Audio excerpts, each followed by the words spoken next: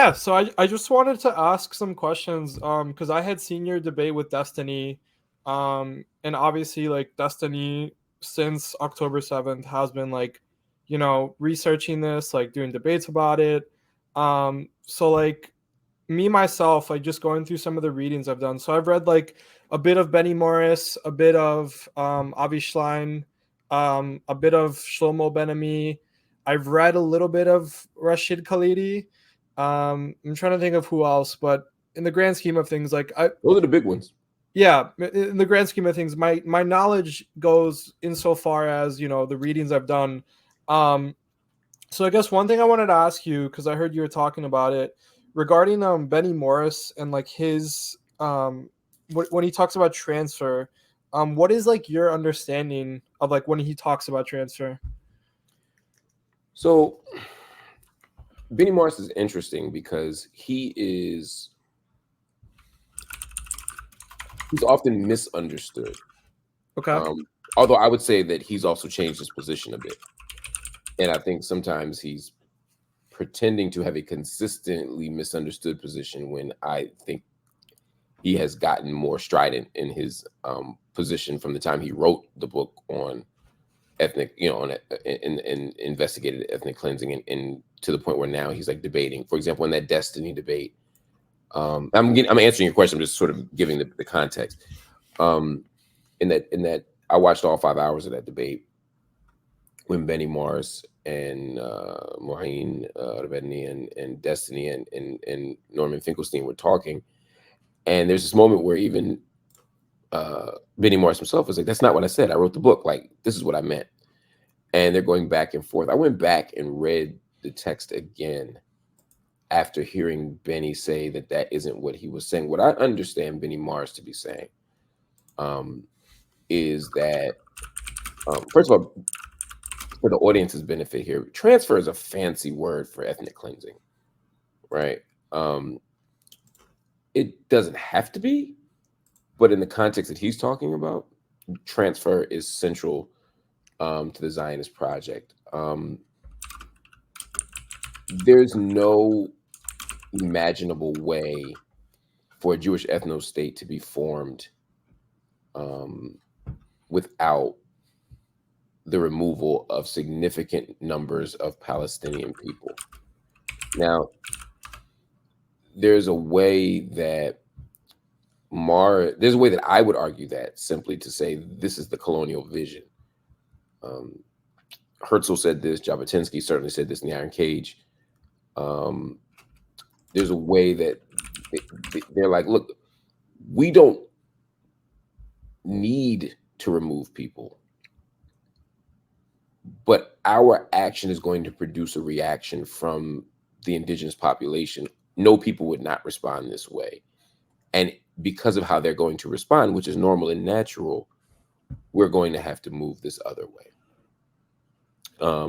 So there's a way that transfer being in sort of an unavoidable part of the formation of the Zionist sort of state. There's a way that saying that is my position. Not that I think I endorse it, but that it seems like it was inevitable. It's a settler colonial project. But there's a way that when Benny Morris is saying it, he's saying something slightly different. Morris is at least 2024. Morris is saying that transfer became necessary because of the ways that Arabs resisted, and that there was no way that the state could sustain itself with a base of people who now were threats to the security of the state, and therefore had to be removed in order to have a secure, safe state. JT, I'm not typing at all. My hand. Someone's saying I'm typing. They're telling you to stop. They think I'm typing. It's Nico here typing, but it's fine with me if you want to type. Oh yeah, my bad. Yeah, I take notes. Just so I don't misconstrue anything you say, or just so I get my thoughts out as well. So transfer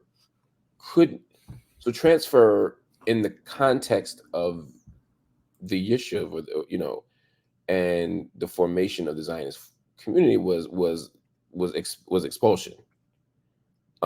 Transfer sometimes means something different in different historical contexts, but in this case, Transfer was referring to the elimination of more than 700,000 Palestinians. Now, that doesn't mean that all 700,000 were forcibly expelled. There were slices that weren't that didn't leave in that way, and then Morris also talks about that in his work. And then there are many historians who have done specific analyses of that period from 47 to 49, and even more specifically have looked at specific villages like Deir Yassin, for example, to ask the question, why did these people leave? Because the dominant state narrative was they all left on their own, or they expected a quick victory and that they'd come back in a couple of days, or that the Arab leaders or chiefs told them to go and come back in a couple of days after they defeated the Jews. But when we looked at those claims more closely, and I'm talking about the Israeli historians, they don't hold the scrutiny, and it's no longer the dominant state narrative. It's no longer the dominant. It's certainly not the dominant narrative among historians. It is sort of the state kind of does hold on to that, I should say, but the historical community or the historian community has a different, more accurate take. And Morris now says something different, I believe, like in that interview. And this is the last thing I'll say. What I hear him say about his book is different than what I read in his book. My read of his book was the same read as Finkelstein's. So anyway, that's all. I hope that answered your question. Yeah, I was just gonna say, by the way, I appreciate you because you always answer questions directly. I don't think you. So I don't know if you ever took a look at the comments on the video you did on the debate with Destiny. No, but a lot of people, especially from the community, complimented you that you were able to answer every question directly and not pivot or not backtrack or do any of that. So I appreciate you being able to do that. Okay, yeah. So here's what I wanted to say about Benny Morris and transfer, because I've also read obviously Benny Morris talking about transfer and like what he thinks of it now. Like the key phrase I think that Finkelstein talks about is like Zionism is built in. That transfer was built into Zionism. And when you look at like the early statements and even some, it wasn't just like things. I think this is a big misconception also that Destiny kind of has sometimes, where a lot of the thinking of transfer is just, well, okay, it was in some journals or it was like one page or one line in like Herzl's diary. The reality is it wasn't just like one page of a diary. It wasn't just one thing of like one written text. Like this was talked about extensively for decades, and a lot of the people, especially like you mentioned Jabotinsky, Chaim Weizmann, I don't know if I'm pronouncing his name correctly, but Chaim Weizmann, that's right. Yeah. So they were very explicit in their ambitions, obviously, for transfer, for the formation of a Jewish homeland, because obviously they wanted a Jewish homeland for Jews in that region. The thing that Benny Morris talks about, though, is that even though transfer was a part of their ideological system, that all changed in 37 and then in 47 because the Jews accepted the partition plan. So they accepted living on lands with the Arabs. Now, the thing is here, though, is because, like you said, like you watched the debate with Rabini and Finkelstein and Destiny. I also did too, and I think one thing Rabini said, which I thought about because I've thought about it before too as well. Like, would it have been possible, or could it have happened for Israel after the partition plan to slowly also take over Palestinian land and displace Palestinians? And it could have very well been possible, but obviously that's a counterfactual that we can't really argue for. I do think like one of the points Destiny made, like, well, what about like the U.S. support? Like the U.S. has, especially in that time period, like we did a lot of messed up stuff. Like we supported Saddam in his campaign with Iran. Like the U.S. like did not have a very good track record in terms of that during the Cold War era. But the thing I struggle with the most is, and maybe you can answer this question. there's a lot of extreme rhetoric that goes on I think on both sides. So you have a lot of people on the, especially on the Israeli far right or the Jewish far right, that will say things. They're like, there's no such thing as Palestinian people, like they never existed. They're, you know, what is the Palestinian That's what thing like? Musab. That's what Musab said in our debate. Musab, the son of Hamas. What's his name? Musab. Yeah. Yosef Hassan. Yeah. Yeah, and that's a ridiculous statement because obviously you could use that exact same logic for the people of Israel. So it's Use for any people. yeah, it's a ridiculous statement. So I take issue obviously with the extreme rhetoric like that, because I think it doesn't serve any purpose in terms of actually getting to the brass tacks of figuring out what the solution is here. But just going back to the thing about Benny Morris, yeah, what are your feelings, or what do you think? Do you think that Israel, even though they accepted the partition plan, do you think that they would have still, because, you know, if you do believe that transfer was built into Zionism, do you think that they would have taken over the Palestinian land, you know, regardless of that partition plan? Yes. Okay. Yeah. And I'll tell you why. There has yet to be a treaty, a paper, a resolution, an ordinance, a strongly worded letter that Israel has received that it has followed throughout history. At every juncture, they have encroached upon the rights of the Palestinian people in the process of creating this ethno-state in historic Palestine. You could start with the Balfour Declaration, right? The Balfour Declaration becomes in a way, the law of the land up until the British White Paper. And the Balfour Declaration allowed for the establishment of the Jewish of a homeland, not a state. And I do think that's important. A Jewish national home is different than a Jewish state. And Balfour Declaration allowed for the formation of a Jewish national homeland, as long as it didn't do what, right? Let's read it, because the Balfour Declaration is only 67 words, but I want to focus on a very specific word that I want people to see. And I don't know if I know people often talk about, I read the Balfour Declaration, and like they haven't, or they are afraid to because they think they don't have time. But the Balfour Declaration is literally, it's a tiny little letter. It's sort of extraordinary to think about how an entire over 100-year struggle was shaped, you know what I mean, shaped by this letter. This is the whole Balfour Declaration. So let's look at it for just a second. Of course, dear Lord Rothschild, right? I have blah, blah, blah, blah, blah. This is the important part. His Majesty's government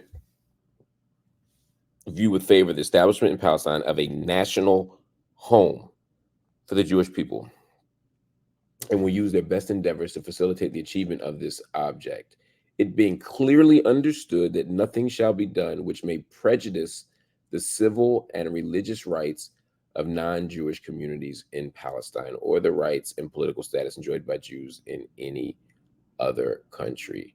Now, this is fascinating for lots of reasons. I mean, it's sort of a bit wild that, like, they can't even say Palestinians' names. They can't, because at the time they would have said Arabs or Palestinians,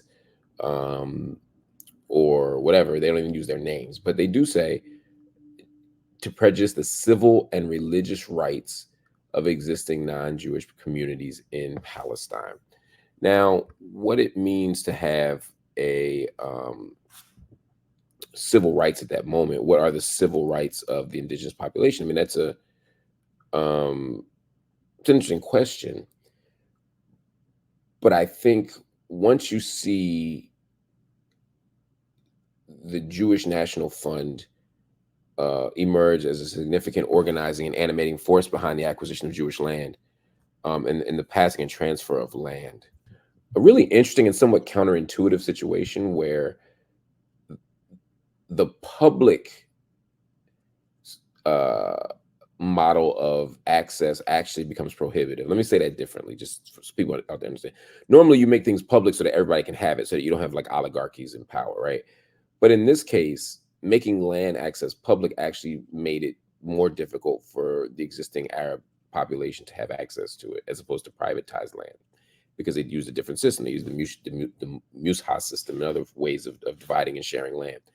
All that to say, from that moment forward, we've seen consistently the civil and religious rights of Palestinians to be denied or to be undermined or to be compromised. They haven't been safeguarded or protected. So that's like that's like the first, like, if I were to stick a pin somewhere, I would say we could look right there. And then as we look forward, when you looked at the waves of Jewish immigration that were supposed to be stopped with the form, with the British White Paper, that the British said that because they said, look, there's a lot of violence here. There's a lot of disruption. There's a lot of civil unrest here.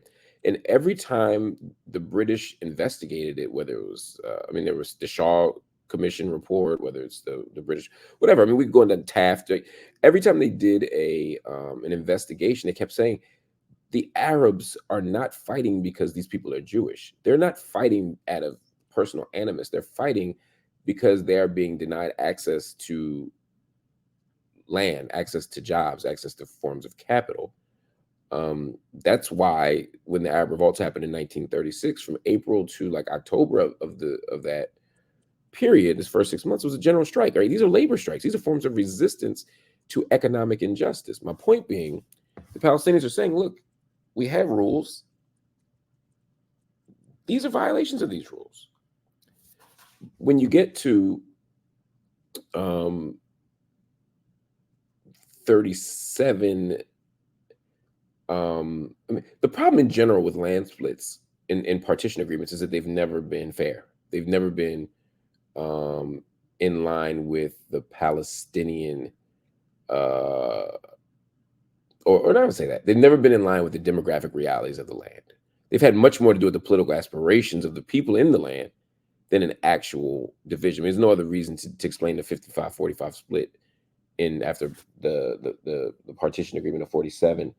If you look at where land allocation, water allocation happens with the Peel Commission split, which is the one I'm presuming you're talking about in 37, it's still unfair, fundamentally unfair. But what happens when the British say, look, no more immigration?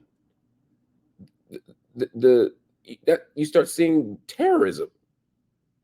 The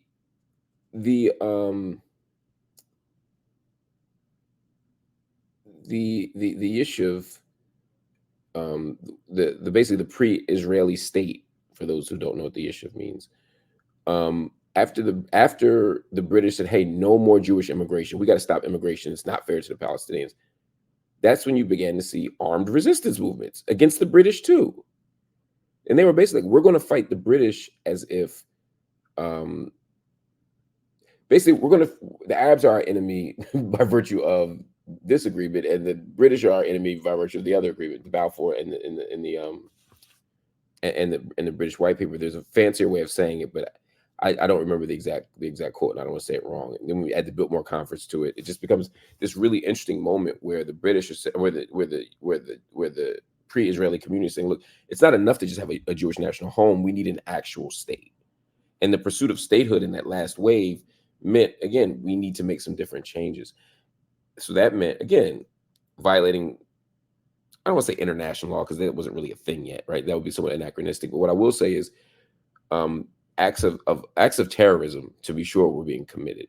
I mean, look at the King David Hotel. Look at the formation of the Irgun, the Lehi. These are all people who are saying, these are all people who are responding with various forms of violence to the ruling body, the British, saying, look, you can't be here. You can't keep bringing people in. Not right now. So all that is to say, from my perspective, Israel has never demonstrated a commitment to following the law of the land, the law of the ruling parties, and so by the time you get to 1948, or by the time you get to 1967, when after in the kind of modern UN era, after the 1967 war, they're supposed to give the land back. The UN resolution 242 talks about what the return of lands acquired during the 67 war. I know Destiny has a kind of interesting take on that. That doesn't mean all the land, but clearly it meant give the land back, acquire. It's the whole point. Like, you can't acquire land by force. And they haven't done it. So no, there's no historical evidence that makes me believe that transfer and acquisition by force, and in general just disregard for international law, was not an inevitable part. Not because of any kind of unique evil of the Zionist movement. It's just what Western powers do, and they operate in so many ways using the same sort of imperial logics as the United States, as Canada, as Australia, as New Zealand. So Israel wasn't different than these other countries. The problem is these other countries did it wrong. I know it's a very long answer, but No, you're good. It's your show, man. I don't want to step on it's your night toes. school. So if we're TV, I'd give you like a 2-minute answer or a 30-second answer. But it's TV. It means it's night school. Yeah. And by the way, anytime you want to tell me to get going, you're good. I got time for another one. Yeah, Sure. The questions you're asking are creating space for other people who don't necessarily know these issues to be able to talk about it too. So yeah. So I mean, obviously, talking about history is important, and I obviously like reading about the history because I think it is important to understand the present. But I think as the present now, I think the current status quo, and you've probably heard this before because either Destiny or somebody else has said it, but I think currently as things are, and I'm sure you're familiar with the policy, not the explicit policy, but the implicit policy that since 2000, Likud and Netanyahu have continued of mowing the grass, so to speak. Mowing the lawn, yeah. Yeah, mowing the lawn. I think that only serves to benefit Israel and the far right in Israel to just continue to essentially displace the Palestinians further and further. So my question to you would be, the current status quo as it is does not help the Palestinians. What would you like to see happen in order for that to be fixed? Like, my personal opinion, I do think Hamas has to go in order for the current status quo to in order for the current status quo to be broken. But that's because I think if Hamas is out of Gaza, then Israel has no argument whatsoever to continue the blockade. Like, if Hamas is gone from Gaza and Israel continues the blockade, then I think like basically all bets are off. Like, US not only conditioning aid, but I think like the pressure that needs to be pressed on Israel to stop that would have to be immense, because then that argument of, well, we're blockading for security reasons does not fly if Hamas is out of there. Again, I would say history doesn't suggest that. There has never been a model of leadership. There's never been a formation of Palestinian leadership that Israel has recognized, honored, and respected. There's never been a moment where they've said, okay, this is a legitimate authority that we can talk to. They've never even had a leadership model that they haven't called terrorists. So the idea that Hamas is the reason why suddenly there can't be peace or there can't be a negotiation, the same argument was made about the PLO. Yeah, the thing is, because this is a tricky, so I'm trying to see how I want to navigate this. So the thing is, I could say like Fatah or the Palestinian Authority, but I think I know what the answer would be to that, because obviously Fatah and the PA like are seen as very corrupt by the Palestinians, and obviously they don't have a lot of support. But the problem is, like, okay, so for the PLO, the PLO early on was more militaristic in its approach. But you do know that Fatah and the PLO are basically Yes. all the same people. Okay. Yes. Yes, but that was my point that I was getting to, which early on the PLO was way more militaristic, and then by the late 80s you had sort of a reversal to, basically, okay, like, yeah, we'll accept Israel as a state and we'll accept the Jewish homeland, but it's time for the Palestinians to have their own homeland as well. So I don't see a scenario right now where, if Hamas continues to stay in power, and I think you're going to disagree with me, but where Hamas continues to stay in power, I don't see that as benefiting the Palestinian people, because I think that gives, whether you agree with it or not, I think that gives the right wing in Israel, and I could reference polls, because the unfortunate reality is a lot of the Israelis in Israel support the current actions that are being taken, and even further. So the problem with that is, if things continue as is, more Palestinian land will be displaced in the West Bank. Gaza, I don't think Israel wants Gaza. I could be wrong, but the problem is, the way things continue, I think things will only be worse for the Palestinians. So there are two issues that you're raising here.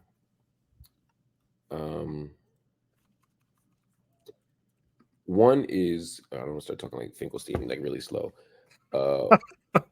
One is one is a strategic question, and one is a kind of normative question around what's right and what's not, the ethical/moral level, right? If you are saying that Hamas stepping down, or at least appearing to step down, would take away the pretextual argument from the Israeli right that they are in an all-out war against this barbaric terrorist and baby-killing organization, and they have to do it. Sure, I mean, we can make a strategic argument for lots of things. I could make a similar one about Israel, right? I could say, Israel would have much more moral authority and legitimacy if Netanyahu weren't in charge, because he has a vested interest in remaining in office, and he has a vested interest in remaining in office by being a wartime prime minister. And the way that you become a wartime prime minister is to have perpetual war. And so it's hard to ever trust a Netanyahu military decision. Like, do you have to invade Rafah? Do you have to? You get what I mean? I mean, we could always make those are strategic, tactical, public relations, all the above arguments. But if we're making a moral argument about this, I think we have to take a step back and say, fundamentally, do you believe that Palestinians have a right to armed resistance? And that's a real question. Do you think Palestinians have a right to armed resistance? Yes, I do, but obviously with caveats. Of course, always. Yeah. No right to self-defense is unqualified and absolute. So when you say, well, the PLO started off more violent, well, they were a national liberation organization. And their resistance was directly connected to the fact that they were being illegally occupied by Israel. And they were fighting for national self-determination. By the time, it wasn't that, they finally calmed down and cut their hair, put the guns away and put on business suits, and then suddenly, Israel said, fine, now that you're acting right, we'll take care of you and we'll treat you right. It was quite the opposite, right? It was that at some point, Palestinian resistance produced a moment where the Israeli state and the international community said, okay, let's try to arrive at a functional and durable diplomatic solution. And it wasn't in the 80s. I mean, if you think about it, it was really in the 60s and in the 70s first that the PLO recognized Israel. And it was and I talk about this in my book. I don't know if you haven't had a chance to read it, you should read at least the first chapter of my book, Except for Palestine, that I wrote with Mitchell Plitney, because we get into the weeds of this in terms of state recognition. By the time you get to the Oslo Accords of '93, yeah, there are the letters of mutual recognition. But even when you read their letters of mutual recognition, the PLO is doing all the heavy lifting. They recognize Israel as a Jewish state for like the 10th time, right? The Palestinian not constitution, but but that as well. They all acknowledged it, and although these were letters of they were letters of mutual recognition, the Palestinians recognized Israel's right to exist. Israel just recognized the PLO as the official representatives of the Palestinian people. So they didn't even necessarily acknowledge the kind of moral authority or political legitimacy of their existence of the groups race on that. What they accepted was that the PLO are the representatives of the Palestinian people. Much lower bar. So again, I'm saying all this to say Israel's never fully recognized anybody's leadership. They've never recognized any organization. And calming down or putting away the weapons doesn't help. Now, I have legitimate disagreements with Hamas. I actually have critiques of Hamas. I just don't think it's for me as a non-Palestinian to tell Palestinians who their leaders should be or what their leaders should be. I don't think that that's my job. But I do know that whatever organization comes in after Hamas, Israel's going to say that they're terrorists too, and that they're not right too, and they don't recognize them too. Israel keeps coming up with an excuse to kick the ball down the field and to not come up with a durable diplomatic solution. I wouldn't obsess about or focus too much on Hamas, not because there aren't critiques of Hamas. I have critiques of October 7th. I also know that Israel won't respond to the next group either. That's all for me, from my perspective. We got to move on because I think the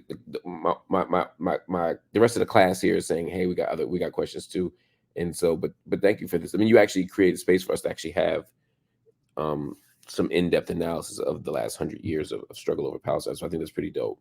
Yeah, I just want to say, yeah, I mean, like, obviously, we don't have to agree on everything, but I enjoy your perspective and I like listening to you. And yeah, man, I appreciate your work. So thank you for what you do. Thank you, brother. Talk to you soon.